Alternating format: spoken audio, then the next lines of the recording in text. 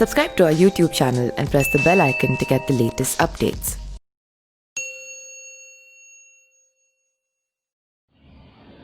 नमस्कार, मैं पिंटू सिंह यादव आप सभी का स्वागत करते हैं न्यूज लाइव में। दोस्तों, बिहार में चुनाव है और बिहार में चुनाव है तो जो मेन लड़ाई मानी जा रही है वो मानी जा रही है एनडीए अलायंस और महागठबंधन को लेकर, जिसमें कि आप सभी को पता है कि एनडीए में चार दल शामिल हैं, जिसमें कि सबसे जो बड़ी पार्टी के रूप में है वो है जनता दल यूनाइटेड यानी कि नीतीश कुमार की। वहीं अगर दूसरे बड़े दल की बात करें तो एनडीए अलायंस में तो वो है आपकी भारतीय जनता पार्टी यानी कि बीजेपी की। वही अगर हम बात करें तो जीतनराम मांझी शामिल हैं और फिर अगर आप बात करें तो वीआईपी के सुप्रीमो जो मुकेश सहनी हैं वो कहीं ना कहीं शामिल हैं। तो एनडीए में चार दल हैं जो बिहार का विधानसभा चुनाव एक साथ मिलकर लड़ रहे हैं। वही अगर हम बात करें तो उनकी जो लड़ाई तगड़ी पकड़ी हुई है वो हुई है महागठबंधन से, और महागठबंधन में भी 3-4 दल शामिल हैं। महागठबंधन में जो सबसे बड़े दल महागठबंधन का है, और ये कह लें कि बिहार का सबसे जो बड़ा दल है वो है राष्ट्रीय जनता दल यानी कि आरजेडी। देश का नेतृत्व अभी तेजस्वी यादव के हाथों में है और पूरे पार्टी की बागडोर तेजस्वी यादव ही संभाल रहे हैं। उसके बाद से दूसरे बड़ी पार्टी की बात करें तो वो है कांग्रेस पार्टी, और कांग्रेस पार्टी के भी बिहार में पिछले बार काफ़ी अच्छे लगभग 30-35 के करीब में विधायक जीते हुए थे। इसके बाद सीपीआई शामिल है, सीपीएमएल शामिल है, भाकपा माले भी शामिल है। तो ये हो गई पार्टियां आपके महागठबंधन की। वही अगर हम बात करें तो 2 फ्रंट और बना है, और 2 फ्रंट जो है वो काफ़ी फेमस हो गया है बिहार में। पहला फ्रंट की बात करें तो पहले फ्रंट में पप्पू यादव शामिल हैं। पप्पू यादव के साथ साथ जो भीम आर्मी के सुप्रीमो चंद्रशेखर आज़ाद हैं वो भी उनके पार्टी में शामिल हैं, और उनके जो फेस वैल्यू है सीएम पे जो उम्मीदवार हैं वो कहीं ना कहीं पप्पू यादव हैं। और पप्पू यादव के चेहरे पर वो जो गठबंधन है जिसमें कि भीम आर्मी, पप्पू यादव के अलावा 2-3 और छोटी छोटी पार्टियां मर्ज है, तो उसके माध्यम से बिहार का विधानसभा चुनाव लड़ा जा रहा है।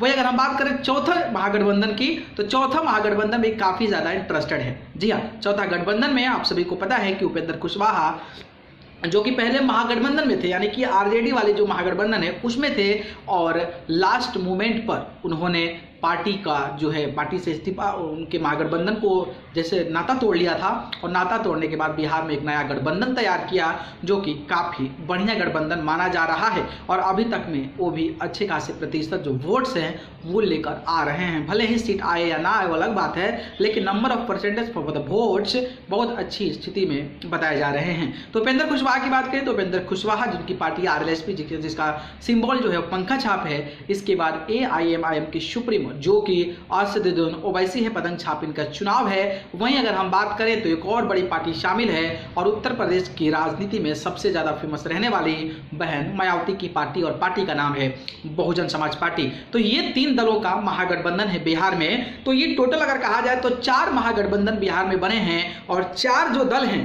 वो कहीं ना कहीं बिहार में चुनाव लड़ रहे हैं। और हर दल के यानी कि महागठबंधन की बात कर ले, एनडीए की बात कर ले, जेडीएसएफ की बात कर ले, या फिर पप्पू यादव की पार्टी की बात कर लें, तो ये पार्टियां जो है वो 4 तबके में बटी हुई है, और चारों के अलग अलग मुख्यमंत्री के चेहरे हैं। एनडीए के नीतीश कुमार हैं, तो महागठबंधन के तेजस्वी यादव हैं, और जेडीएसएफ की बात करें तो उपेंद्र कुशवाहा हैं, तो वहीं पप्पू यादव वाली पार्टी में पप्पू यादव खुद सीएम के चेहरा बने पड़े हैं। तो ये कहीं ना कहीं बिहार की राजनीति में पहली बार हुआ है जहां पर 4 चेहरे मुख्यमंत्री पद के उम्मीदवार हैं। और वहीं अगर हम बात करें तो चिराग पासवान तो वैसे समर्थन की बात कर रहे हैं भारतीय जनता पार्टी की, लेकिन अकेले चुनाव लड़ रहे हैं, तो ये भी कहा जा सकता है कि ये भी एक जो चेहरा है वो कहीं ना कहीं सीएम कैंडिडेट का है। तो बिहार में लगभग 5 दल हैं जो अलग अलग तरीके से चुनाव लड़ रहे हैं, लेकिन मैंने गठबंधन की बात की, लेकिन चिराग पासवान जो है वो अकेले मैदान में उतरे हुए हैं, और लगातार मंच से कहते हैं कि शेर का बच्चा होगा तो अकेले जंगल चीर कर आएगा, और ये नारा उनका काफ़ी ज़्यादा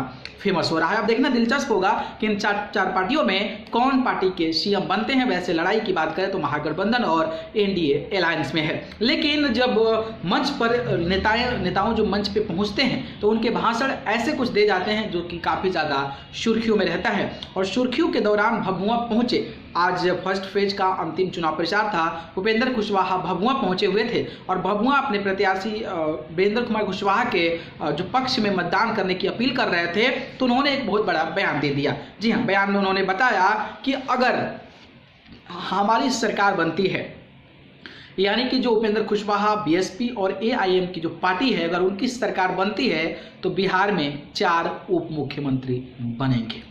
4 उप मुख्यमंत्री यानी कि 4 जो है डिप्टी सीएम बनेंगे बिहार के, और एक तो मुख्यमंत्री साहब रहेंगे ही।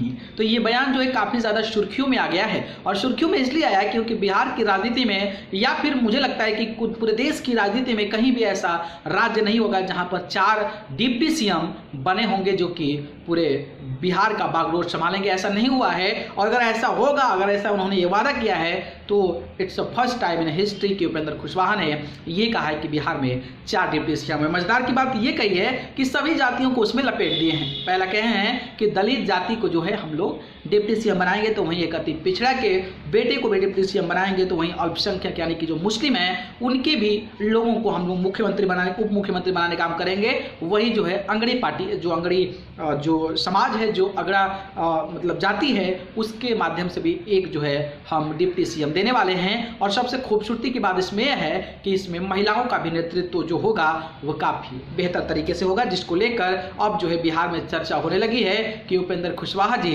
इतने बड़े बयान देने के बाद क्या साबित करना चाहते हैं। क्या बिहार में सच में उनकी सरकार बन रही है जिसके चलते ऐसे वादे कर रहे हैं, या फिर सरकार नहीं बन रही है इसलिए ऐसे वादे कर रहे हैं ताकि लोग लोभ में आकर उपेंद्र कुशवाहा को वोट दे दें। लेकिन ये एक चुनाव है, चुनाव में वादे होते रहते हैं, और ये वादा कितना तक पहुंचता है ये तो 10 तारीख को ही पता चल पाएगा।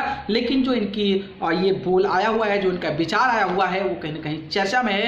और चर्चा आप सभी को पता है कि क्यों है कि 4 डिप्टी सीएम किसी प्रदेश का बनना एक बहुत बड़ी बात, और इतिहास में पन्नों में लिखा जाएगा अगर ऐसा चीज़ें हो जाती है, 4 डिप्टी सीएम बन जाते हैं। तो उपेंद्र कुशवाहा के बयान को लेकर आप क्या कहना चाहते हैं, कमेंट बॉक्स में हमें ज़रूर बताइए। अगर वीडियो पसंद आई हो तो इसको लाइक कमेंट शेयर कीजिए। चैनल को पसंद करते हैं तो सब्सक्राइब कर जरूर जुड़ जाइए। आप सभी को बहुत बहुत धन्यवाद। नमस्कार।